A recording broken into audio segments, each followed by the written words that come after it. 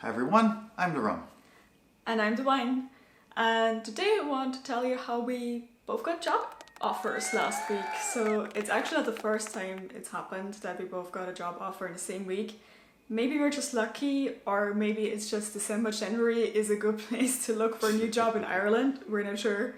But it's happened again, and our experiences this time were very different from 4 years ago.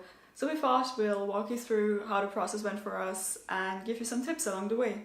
So when you're trying to get a job, you're usually thinking that I'm going to need to get my CV, resume ready and send out all of these applications. That was not the case for us. For both of our jobs, we actually were recruited. We were just there sitting, minding our business, and then boom, in our inbox were these offers for if we were interested in these jobs. So in your case, it was a recruiter looking for someone for a job that probably wasn't even really advertised. And in my case, it was actually the company directly who reached out to me and asked me if I'd be interested in one of the roles. And so I think if you're looking for a job now, it's probably a really good idea to make sure your LinkedIn profile is updated, has all the keywords that job descriptions you might be interested in have, and that in your profile you also make clear what you're looking for. So if a recruiter or a company comes across your profile, they have an idea if there could be a match between who they're looking for and what you're looking for. Yeah, that's a really good point.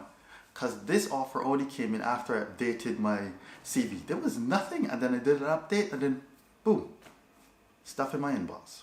You both work in tech or very tech adjacent. So as you would know of the current state, a lot of companies, especially companies trying to hire for tech, are looking very hard for candidates. In fact, I almost knew that it wouldn't be a problem for me to get a job in this sort of climate because of just how much demand there is for tech jobs at the moment. For the second tip, it's all about being very selective and intentional about the job you want. In my case, I've also just become more senior in my field with marketing because I've been doing it for like 5 years. So I would receive email on LinkedIn from people looking for, those kind of marketing manager roles that no one wants because it's for a really specific product that goes into computers that is really hard to sell, or it's because it involves a lot of travel and kind of old school going to fairs and trying to get other businesses to buy your stuff. So I would get a lot of requests from people to apply for jobs like that from companies directly. So it's also important to be selective. I wasn't about to jump at anyone just coming to my inbox and being like, hey, we have this job, you might be interested, it has a nice salary. So we talked about what we're going to be looking for in a job, and we knew that we both wanted to work remotely because it doesn't really make sense for one of us to be remote and have to stay at home alone and then the other person has to go back into the office. Like, that's not fun either. So we knew we both wanted to be remote. And we had some other ideas about the size of the company we wanted to work for because we work both for very small companies right now.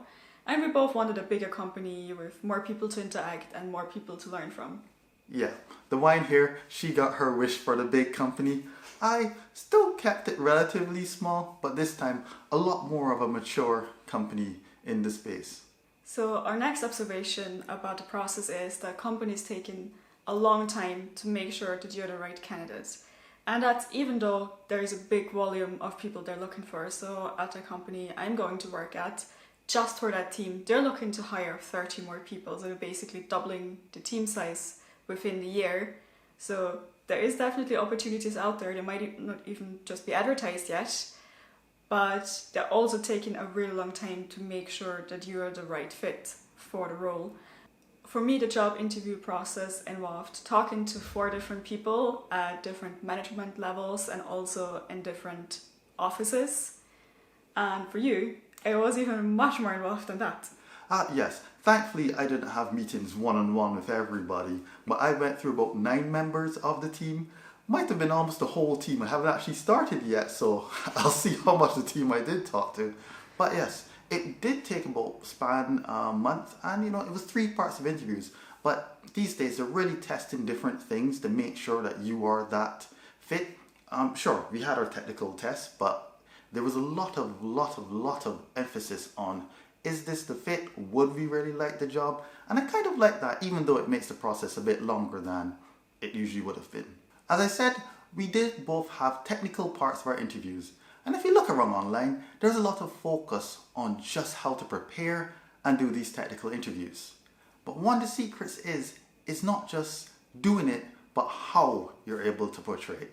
Say for example, you've got these coding questions, or let me be a bit broader, these questions that you need to answer. It's more about the experience and how you show your problem solving skills, what situations you've been involved in.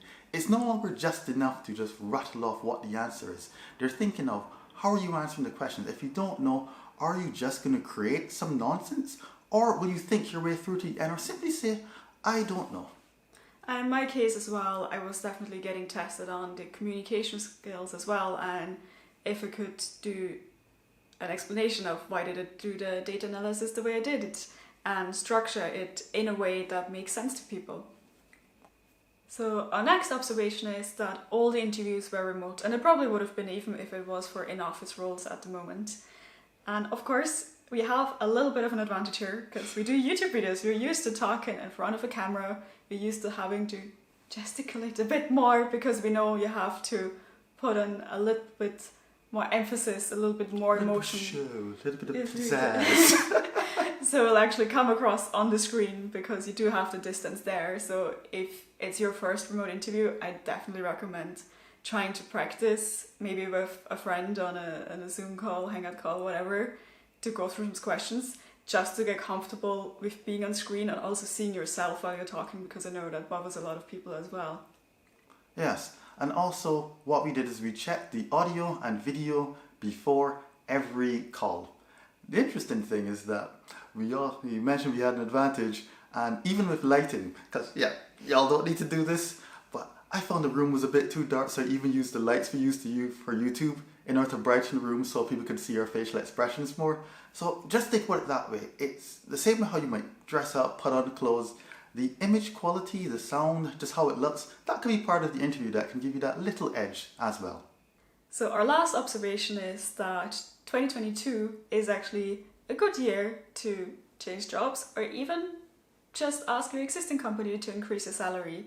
Like RTE actually reported on, there's this McKinsey report that said that the in certain sectors salaries are going to increase 5 to 10% this year because there is a lot of demand for workers. There isn't enough talent around in Ireland, so there is a good chance that you can increase your salary. Now, of course, for us, we also be able to increase our salary because just after having worked my years, became more senior, or I also changed careers a little bit and I did a lot of studying last year, and that of course helped to bump the salary. But now seems to be a good time to make a move if you also want to switch career, job, or just look for a salary increase at your existing company. Yes, and as the wine said, studying had a lot to do with it, because I also studied as well. Didn't just wake up one morning and be like, oh yes, now we're going to go get 10-20% higher of our salaries. That's how it works. But it is a very good year, especially if you're in tech. Strike while the iron's hot, if that's how the saying goes. And if your current company can't offer it, it could be worth looking elsewhere. Like for you, you were already a senior developer, but the company was just too small to really offer that step up. And even if it's unfortunate sometimes, leaving is the only way you're going to be able to make that step. Yeah, if you have any more questions about the process and how we found jobs this year, switch careers, let us know in the comments. So those are all the tips we have for you today. Hopefully we've inspired you or given you a little bit of insight so that you might be able to make the move to a new place or just a upgraded maybe job salary in 2022. That's it for now.